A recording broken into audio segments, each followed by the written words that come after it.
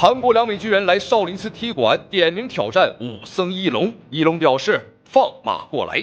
好，我们注意看视频当中正在出场的光头和尚，便是我们嵩山少林寺大名鼎鼎的武僧一重，而不是一龙。武僧一龙可谓是名声在外，有好有坏。有些人说他是假和尚，他是个网红。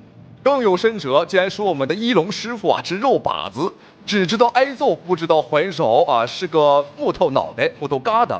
但无论怎么说，我们一龙师傅呢，弘扬中国武术、弘扬少林功夫这件事儿，最起码他是真的。而且本场比赛，我们一龙师傅他突破自我，挑战自我，迎战了一个身高2米的韩国巨人。好，我们来看一下双方。哇，这个我们看他的背影，哇，完全盖住了一龙师傅。两个人，一个1.76米，而另一个2.18米。而且对方在体重上也是非常的恐怖，他比2个武僧一龙还要重300多斤。好，这个崔洪万这一次来少林寺踢馆，点名挑战武僧一龙。他说别人不打打别的武僧他咳嗽就要打武僧一龙。但这一次一龙师傅也很给力，没有当缩头乌龟，他站了出来。好，双方的比赛已经开始了。哇，这个身形差距的确是很恐怖。对方甚至扭屁股扭起了腰挑衅一龙。不知道今天一龙师傅的金钟罩铁布衫在这个巨人面前还能不能奏效？这个崔洪万也来者不善曾经击败过中国的功夫熊猫奥日格勒，但他也输给过我们中国的解放军拳王周志鹏。好，我们仔细看崔洪万，他的右腿脚踝是缠了纱布，应该是带伤上阵。看来一龙师傅可以考虑踢对方的下盘。哇，这个场面，这个身形对比。好，一龙的话也不敢太过于激进，现在是不断的后退。我觉得逃跑不算更像是引蛇入洞。我们中国有句古话说得好，叫做山大无术，人大无用。对方别看长得很壮长得很猛，但他速度也很慢。对方一提膝就有可能打中一龙的面门和下巴。是的，可以而且我采访崔洪万了，崔洪万说一龙虽然可能扛，但是一龙的防守太差了，所以他要 KO 一龙，所以一龙今天要小心一点。崔洪万除了开局的时候有几个轻轻的拳发力之后，还没有怎么做太多的进攻动作。不过你认为是轻轻的被打到可能会飞出去的？是的。其实我们国内也有2个非常高的巨人拳王一个是我们所熟知的张志磊，而另一个是大家可能不太认识的董建军。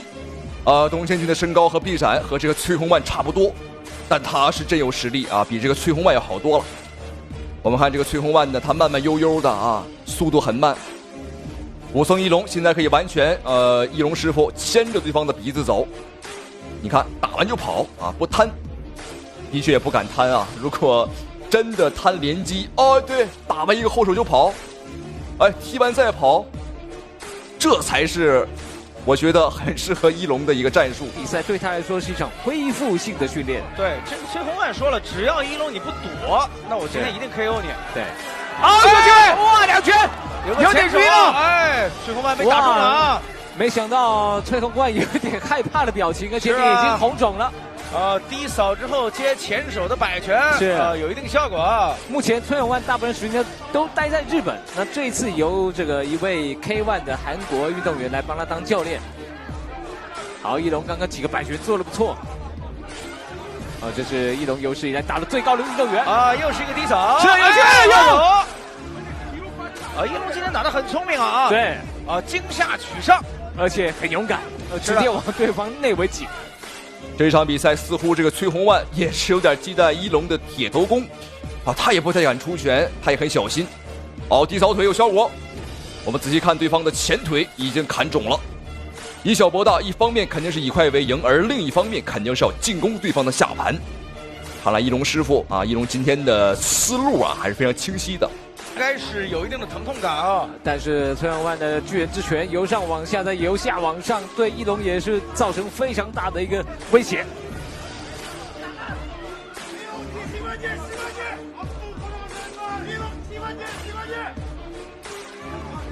然后一龙说他目前比赛有机会，还是老招数，惊吓取胜。你看，一龙赛前也打定主意了，他说他就是要死扛。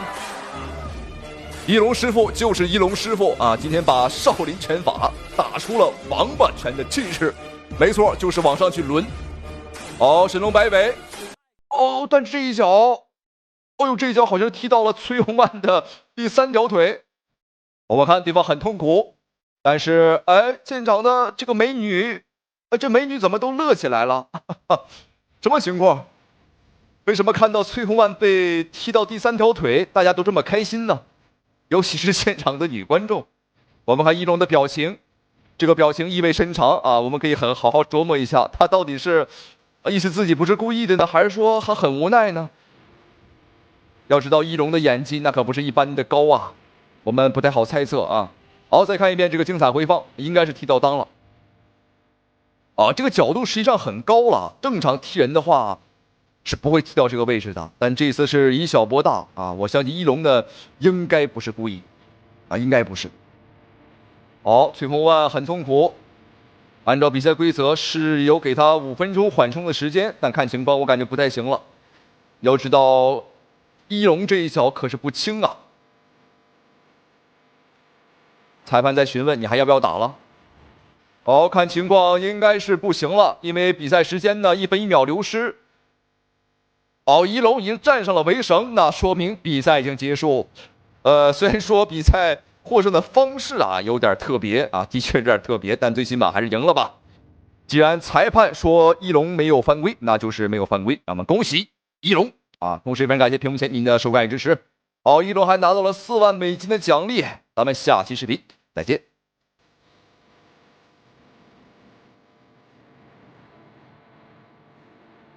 当少林功夫遇到泰拳，到底谁更能打？中国人常说天下武功出少林，觉得少林功夫是世界第一的武术，而泰国人说泰拳对中国武术500年不败，是世界第一拳法。双方各执己见，谁也不服谁。然而今天这个老生常谈、争论了上百年的话题，终于要有答案了。这场比赛，少林功夫的代表便是58岁的少林实战派武僧释延滋。他曾在嵩山少林寺苦练30年的少林功夫，练就了一身刀枪不入的铜皮铁骨，其拳腿功夫更是炉火纯青，巅峰造极，犹如下山猛虎。58岁的年纪，却有着28岁的身手。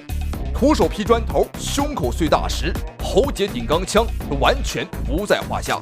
从视频中就可以看出，释延滋以1敌2完全不在话下，将2个总统级保镖打得落花流水、屁滚尿流，让老外见识到了真正的少林功夫。而这一场比赛，泰拳的代表便是38岁、有着100胜战绩的泰拳6冠王阿顿·彭查拉奇。他是泰拳界绝对的元老级人物，就连拳王波球见了他也要叫一声师叔。这一场比赛绝对是一场针尖对麦芒的强强对决，一个已经是38岁的泰国6冠王，而另一个则是58岁的少林实战派武僧。观众朋友们，说出来你可能不信啊，这场比赛怎么感觉58岁的释延滋啊，看起来好像是28岁，而这个38岁的泰国选手阿顿啊，你看秃头谢顶，感觉他更像是58岁。观众朋友们，这就是练习泰拳和练习少林功夫的区别。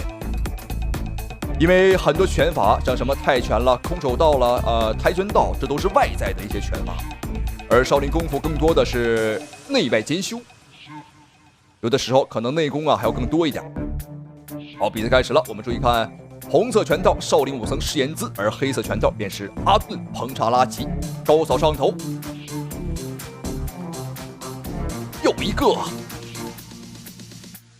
哦，这个厉害了！释延滋呢，用后背啊主动去接阿顿的腿法。据说释延滋的抗击打能力很强啊，铜皮铁骨，也就是我们所谓的金钟罩铁布衫，很厉害。啊，今天果然是啊，百闻不如一见。好漂亮，前手打中。这个阿顿怎么看着有点愣啊？完全不做防守，而且呢进攻上打得很凶。看来他对自己的抗击打能力非常的自信，但他的步伐有点儿，哎呦，他的步伐有点儿不太稳呐。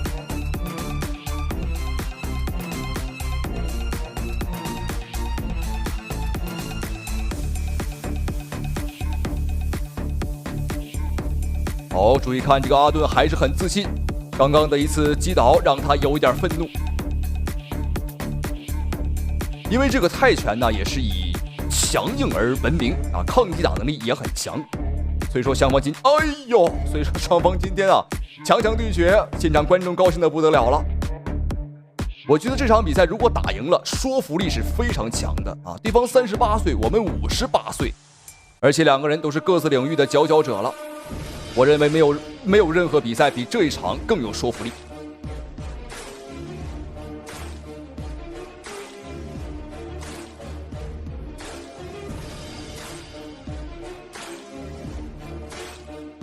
好，第一回合比赛结束。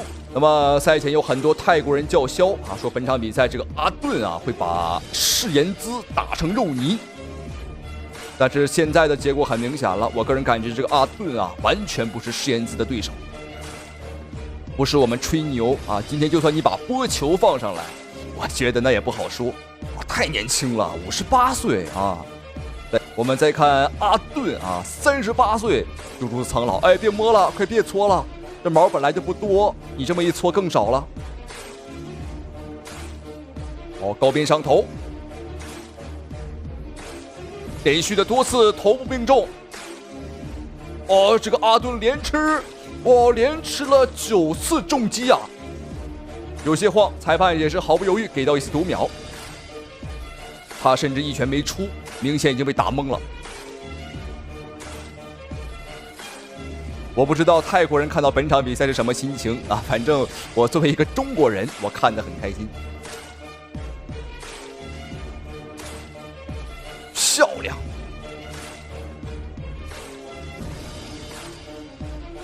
哦呦，前手平勾！我们看阿顿彭帕拉奇，这位泰国6冠王趴地不起了。5秒不行了，这起不来了。好，那么这个争论了上百年的话题就此结束，以后也不要再争论说什么泰拳强还是少林功夫强了。很明显，这个结果完全没有争议，58岁打38岁，少林打泰拳，我们已经赢了。好，这场比赛的结果，说句实话，我是挺意外的，没有想到对方啊如此的不堪一击，在少林功夫面前。上一场比赛，有些观众朋友们啊可能会觉得打得太轻松了，打得太快了。那也是没办法，我们少林功夫啊就是这么强。那接下来这场比赛更是快到离谱。这个黑人选手是来自于非洲的一个实力悍将，对方21岁啊，释延兹的话是58岁。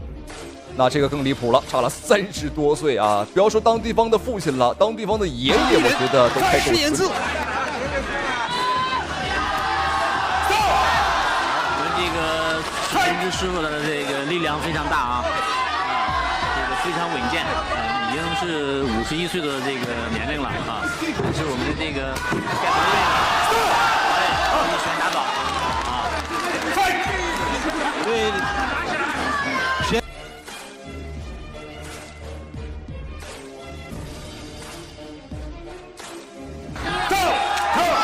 好，打到了。看看刚才。观众朋友们，你没有看错，52秒比赛结束。你没有看错，仅用是52秒便结束了比赛，这就是少林寺最强武僧的实力。好，本期视频到此结束。那不知道这场比赛让您对少林功夫有没有一个新的看法呢？好了，咱们下期视频再见。效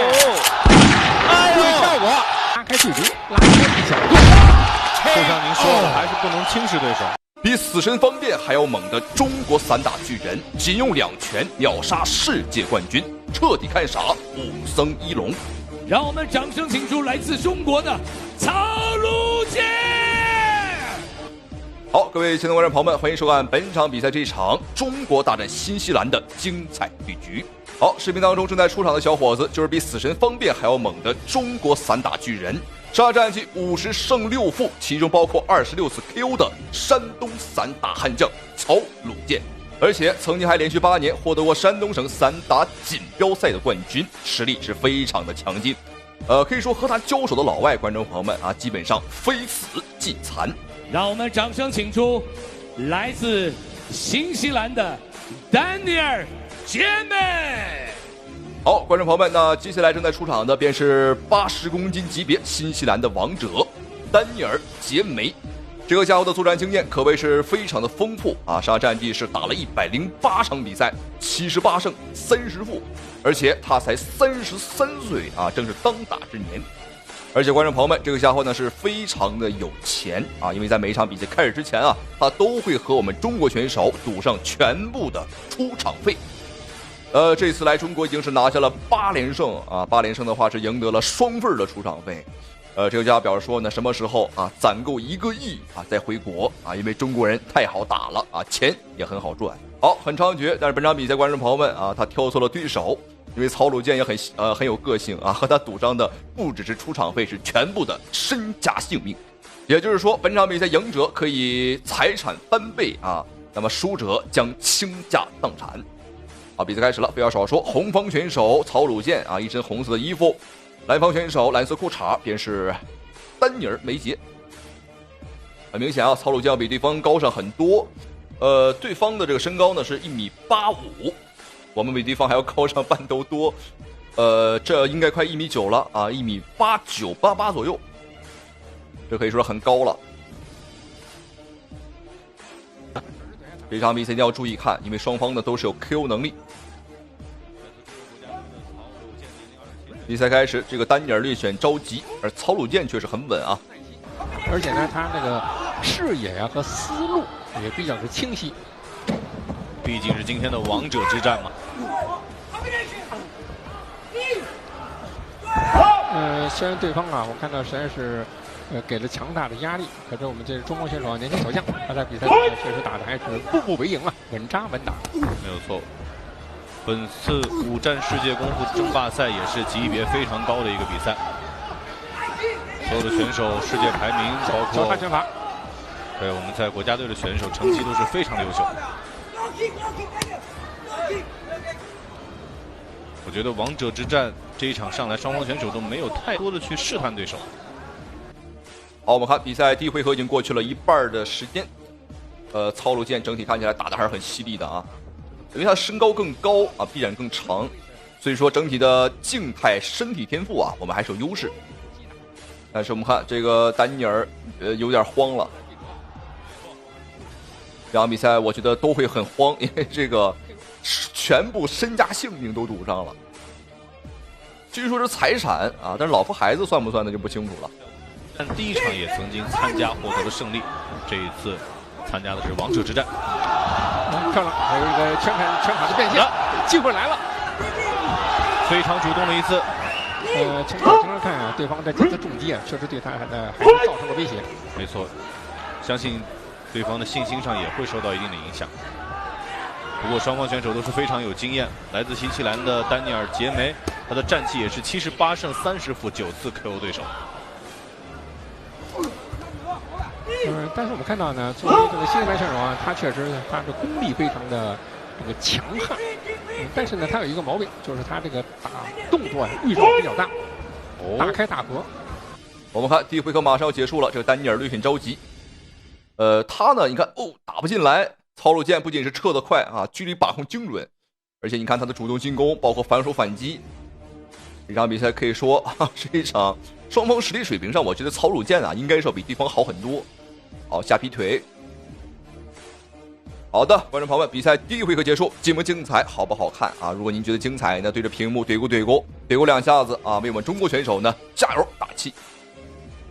第一回合整体看下来，曹鲁健的优势啊还是蛮大的，我觉得双方应该是6-4开。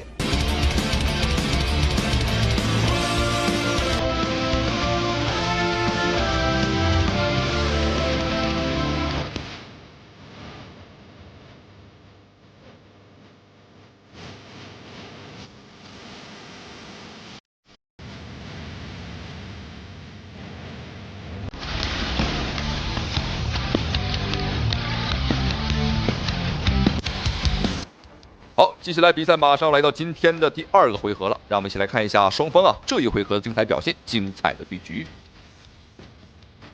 山东巨人，这个山东的好汉啊和选手长真是很高，1.9米的散打选手很少了。我们中国最近有一位新兴的选手叫做刘策，啊，不知道观众朋友知不知道，在日本的 Crush 啊 K1 联赛上拿到了魔鬼8人赛的冠军。他的身高就很高啊，也是将近1.9米，和这个曹鲁健差不多。曹鲁健还是，我觉得刘指导是有一定的优势的。但是呢，他知道对手呢确实不是宰先之辈，从比赛中确实注意控制局面，因为对方比赛经验非常丰富。你刚才这个迎击啊，确实打的是恰到好处，所以他现在首先要保证这立于不败，不出现什么明显的纰漏。果然，第2局来自新西兰的丹尼尔·杰梅，不停地找到曹鲁健的破绽，真是斗智斗勇。这个迎击打得非常好，好的，有机会，注意效果。好，观众朋友们，第2回合开局还不到1分钟的时间，我们看这个丹尼尔已经被打昏了。好，裁判也是毫不犹豫送给了他1次读秒。还能打啊！抗击打能力的确是不错啊。主要是必须得打，不打的话，这个倾家荡产啊！观众朋友们，好，我们看对方开始耍无赖了，通过频繁的搂抱来消磨时间。但我觉得曹鲁健应该是不会给他太多机会啊，因为比赛还有2分钟啊。但是我们看这个丹尼尔应该是挺不过去了，他有点飘摇，有点摇摇欲坠了。看来曹鲁健刚刚这一拳是给对方啊造成了不小的伤害。但是我觉得对方要不然就投降吧。这个要钱还是要命啊？让对方自己选。我们看得到的第2局也是非常的主动。所以现在呢，他要掌握好自己的一个技术战术的节奏变化。对方现在非常聪明，马上跟你缠斗。这个时候如果聪明一点的话呢，打游动、打游击战，拉开，对，拉开距离，拉开这个角度。就像您说的，还是不能轻视对手。在这个技战术方面呢，要恰当的根据自己的特点来掌握战术变化。好，我们现场的观众，好，各位观众朋友们，结束了，裁判，挥手结束了比赛。这个我们没有想到会这么快。果然在钱和生命之间啊，对方丹尼尔选择了这个后者啊，选择了生命啊。毕竟在我们中国有句俗话说得好啊，留得青山在，不怕没柴烧啊。这场比赛打得的确是很精彩，非常的给力。曹鲁健不仅是终结了对方的8连胜，而且呢，赢得了对方的全部财产。在中国他吃了多少，我们会让他全部吐出来。好，恭喜曹鲁健。那同时非常感谢屏幕前您的收看与支持。好了，咱们下期视频再见。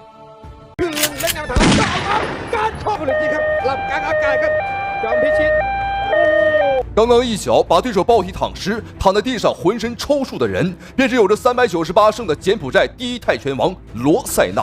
此人在国际拳坛是出了名的心狠手辣，最擅长打击对手的要害，从而一击必杀。在当年那个规则模糊、必须签下生死状的年代，遇到他，运气好的送去医院抢救，运气不好的可能当场就要去世。如今打遍世界无敌手的罗塞纳，这一次盯上了我们中国武术少林功夫，于是便跑来中国向少林寺最知名的武僧一龙发起了挑战。而就当得知对手是心狠手辣的罗塞纳时，武僧一龙却当起了缩头乌龟，还没等打就选择了投降。于是罗塞纳便嘲笑少林寺无人敢和他打。见对方咄咄逼人，嵩山少林寺有史以来最年轻的总教头谢维终于不再隐忍，主动下山，势必要和他争一个高低。好，观众朋友们，这场少林功夫大战泰拳的比赛已经开始。我们仔细看，蓝方选手黑红短裤便是少林寺总教头谢维。谢维的话，他可真是年少有为啊，是我们嵩山少林寺有史以来最年轻的总教头。无论是内功还是外功，他都样样精通。少林寺的18门武艺他都手到擒来已经练到了炉火纯青，巅峰造极。到底强不强？我们就闲话少说，看一下他的表现。Very aggressive with his hands, immediately backing Chan Rotana up. It's going to be the kicks of Rotana against those hands. Midriff, but that first one banged into the upper left thigh. 要知道泰拳最大的精髓就是以强硬而著称。但是我们注意看比赛刚一开始，身形更为瘦弱的谢维呢，就压着这个罗塞纳揍。从这一点就能看得出来，谢维真是一个打法很硬朗的选手啊。See, Chan Rotana's carrying his hands very low. But when he does feel that engagement coming from Xie Wei, he does get those hands up to deflect some of those shots. 好，龙面对局，双方的近身肉搏。哇，踩脚丫子，谢维连这个，哦呦，这是少林寺的哪一个招式呢？是我才疏学浅，这是大力金刚脚吗？当然啊，踩脚趾是，哎呦，又一脚。当然了，踩脚趾的话是不违规的。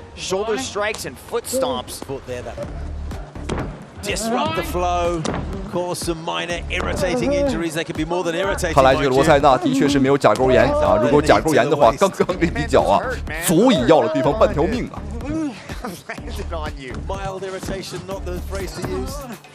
看情况，谢维是有一点想把比赛拖入到地面的意思，但是罗塞纳的底盘还是很稳。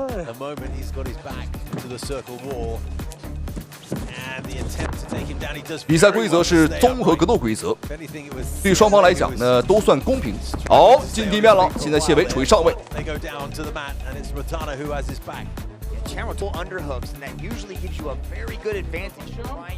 我们注意看罗塞纳这个脚踝的部分啊，都是老茧，尤其是他的右腿老茧特别多啊，就脚踝这个部位。这说明对方的右腿是很猛的，平日里的练习啊，也是右腿踢这个桩子啊，或者说踢这个沙袋比较多。谢维在上位，哦呦，尝试去抠对方的鼻子，捂对方的嘴，啊，这都是在规则合理范围之内。其主要目的呢是让对方呼吸节奏变乱，消耗更多的体能。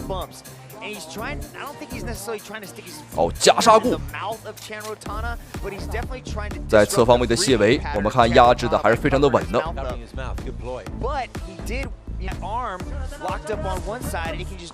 这个角度，对方想翻身啊，这个难度，哎呦，比登天还难。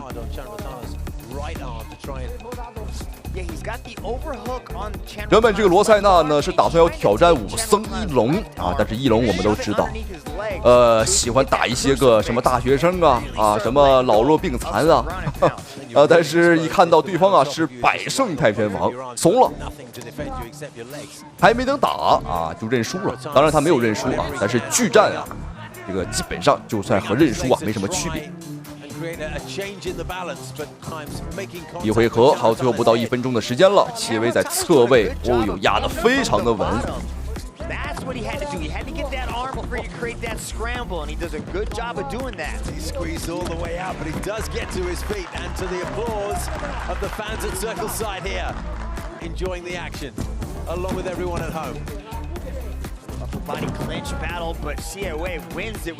罗塞纳又一次被谢维摔入到了地面，他的摔法和这个缠斗技术啊，明显是不如谢维的。因为比赛的话是综合格斗规则，非常考验两名选手他的这个综合实力。能看得出来，谢维的话这个体能还是非常不错的啊。长时间的地面对决，大气都不喘啊！因为在少林寺每日练功是非常苦的，从早上开始到晚上至少有6个小时的练功时间，这使得我们少林寺的弟子、少林寺的武僧啊，体能都是1顶1的好。当然了，某些招摇撞骗的假和尚，什么1虫1猫1狗啊，这些人除外啊，他们呢只是打着少林寺的幌子，每次打比赛的时候啊，都累得气喘吁吁啊，像条哈巴狗一样。这边我们看双方的比赛，来到第2个回合，看一下谢维的表现。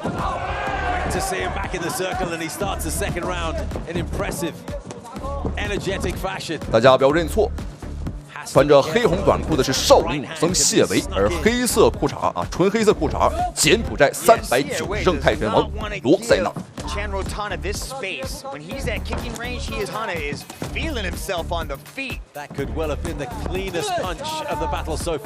刚刚这波换拳，谢维是吃到了便宜。这个罗塞纳在泰拳界到现在的话，几乎啊是没有人愿意和他打的。因为他可以说所到之处让所有人是闻风丧胆，主要是下手太狠了。在当年那个规则比较模糊的年代啊，他经常把对手啊送进担架、送进医院，甚至是送进棺材。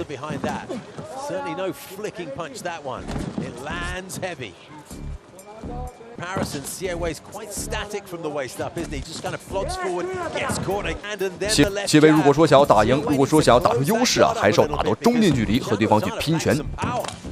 漂亮，穿心腿法。别看个子小小的啊，但这个拳腿啊都非常带劲儿。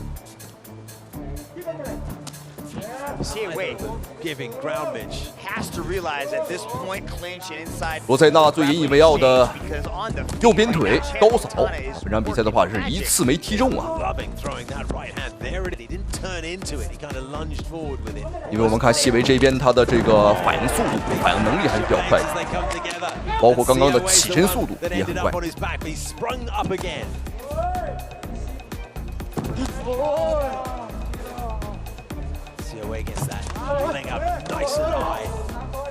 但说句实话，我也不得不感叹啊！你看双方的同样的身高啊，这个臂展差了这么多。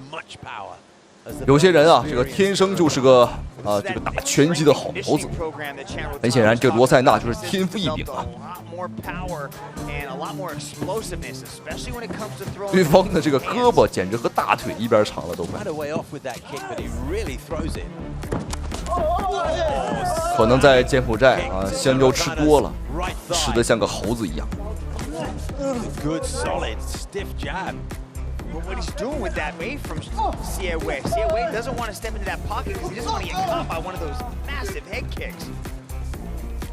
Xie Wei moves from orthodox to southpaw and back again. 第二回合最后1分半的时间，马上结束。 It's hard sometimes to tell whether he's jabbing or crossing. Goes with a little left uppercut. Digs in one to the body and then a left to the head, followed up by another left to the head. And as this second round moves on, Xie Wei is really starting to come into his own. Is this where we turn the corner in terms of cardio and freshness and the promise of youth? But he can definitely see those kicks coming and he's able to evade. Now he's starting to close that distance. It really is. That was a nice left hand. Chandra 打内围的话，打金身缠抱的话，谢维还是有优势。毕竟在第一回合我们也是看到了啊，这个柬埔寨泰拳王的缠斗能力啊非常的弱。哦，肘击，刚刚是一个向下打的切肘，但对方的脑壳很硬啊，没出口子，也没有流血。